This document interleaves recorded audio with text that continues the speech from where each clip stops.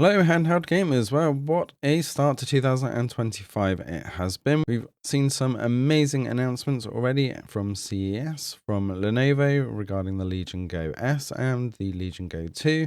The MSI Claw 8 is finally shipping, and we also have an update from Acer around their new Blaze 8 and 11 handhelds. So let's dive into some of this news and try and figure out what is going on, as there just is a lot of information, which can also be somewhat confusing. But 2025 is definitely going to be a major year for handhelds. Starting off with then the major Lenovo Legion Go news, we're going to get two versions of the Legion Go S, which is the 8-inch model, one of which will be powered by SteamOS. However, this isn't coming until May. This will also have the option of potentially the Z2 Go, which is their new proprietary chip, and also the Z1 Extreme, which is what we see in the Legion Go today, and also other devices like the Ally and Ally X. With these configurations, we are also going to be getting VRR support. They've also teased a Lenovo Legion Go 2 prototype as well. Before we come on to that though, the Legion Go Windows version will be available later this month in the US. No UK or Europe release date for that yet. And the Legion Go S will be starting in the US at $729.99, with more configurations coming in May, as well as that SteamOS version starting at around $500. Strangely, the Legion Go S SteamOS version will be black, similar to the Steam Deck, whereas the Windows version will be white. Why there isn't a configuration to be able to choose your color for no matter what OS version is beyond me, and also possibly the smallest trackpad in the world, but at least we kind of have a trackpad of sorts, though you could mistake it for a fingerprint sensor.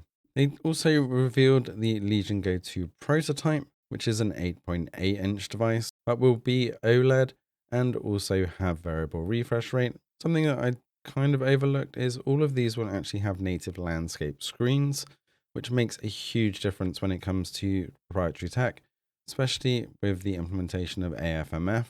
So we'll actually get, hopefully, off-the-shelf drivers and be able to get those updates a little bit quicker, as the current Legion Go with its portrait screen is still having issues with updates of AMD drivers and still doesn't really have official AFMF2 support.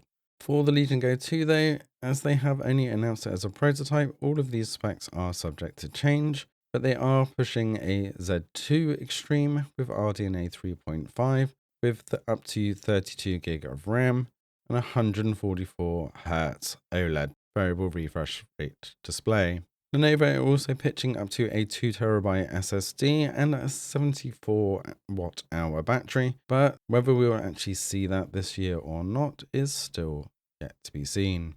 The Legion Go has now dropped to around £600 for the 16 gig of RAM and 512 gig SSD version, which has got the Z1 Extreme, but you can also now pre-order the Legion Go 32GB RAM and 1TB S model. In the UK, this is going for £650, but this does sport the Z2 Go processor, which has less cores than the Z1 Extreme. So it's a very curious decision to put this one, especially with the Windows handheld, but also to have this as an option for SteamOS. The 32 gig of RAM is definitely going to make quite a difference, but are we going to be able to push this up to the 40 watts, which would make it much more efficient than the Steam Deck? Otherwise, at 15 to 20 watts, it's going to be pretty much the same as the APU in the Steam Deck. They do also have a 16GB RAM and 1TB model of the Legion Go S Windows version with the Z2 Go available for pre-order for £600. So this is actually the same price as the existing Legion Go, but with the bigger hard drive. So very curious on the pricing here and whether it's going to be worth it with that Z2 Go processor. I've heard from some friends in the US that the MSI Claw pre-orders for the 8 AI+ is now shipping. However, if you look at the Best Buy website, these are just set as coming soon. You can't pre-order and you can't buy them. And that's for both the Claw 7 AI+ and the Claw 8 AI+ models. If you're outside of the US, hard luck, these still are not available for pre-order or even viewing. I'm still sat in the UK waiting for any of the sites to update that may actually give me more information on this, but with the poor performance of the original Claw, I'm not in any hurry to get my hands on one. However, if MSI do decide to actually send me one to try, I will certainly take a look, but I won't hold my breath when we actually see real world performance. Check out Game Tech Planet. I know he's got one coming, so when he gets his hands on it, you'll see lots of content on his channel about whether it's actually any good. We also had news from Acer expanding their handheld gaming portfolio with a Nitro Blaze 8 and Nitro Blaze 11 models. I say expanding their handheld because they had the Nitro Blaze 7 reveal. However, I've never actually seen anywhere to be able to buy one or even get my hands on a Nitro Blaze 7, so the myth that is the 7 is definitely out there, but the 8 and 11 do now have release dates and specs. Both will be powered by the Ryzen 7 8840 processor, which is the Z1 essentially with some extra AI processing, so we should see very similar performance to the Z1 Extreme. However, they are pushing the Nitro Blaze 8 and 11 as up to 144 Hz with WQXGA touch displays with essentially 780M graphics. However, very curiously, they are sticking with 16 gig of RAM and allowing up to 2 terabytes SSD, but with an 8-inch or an 11-inch display with the same processor as the ROG Ally X and existing Legion Go. I don't see how they're going to get any better performance with a much bigger display, as if you have a Legion Go trying to play at 1600p, for example, in most modern games is just unviable.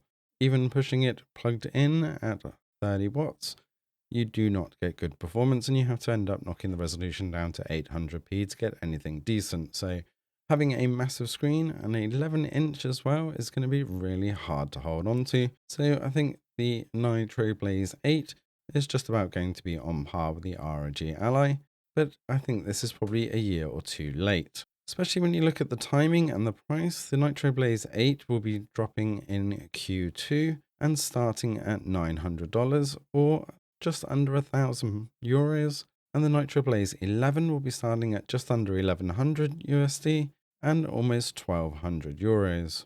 Let us know in the comments below what you think about the Acer Nitro devices, but I do think this is a little bit too late, especially with the new MSI Claws coming, and the Legion Go S's are probably going to completely outperform these. Of course, if you are looking for more SteamOS information, Valve have announced that there will be SteamOS betas dropping in around April, so you can start experimenting on your devices with official images ahead of when it drops on the Legion Go in May.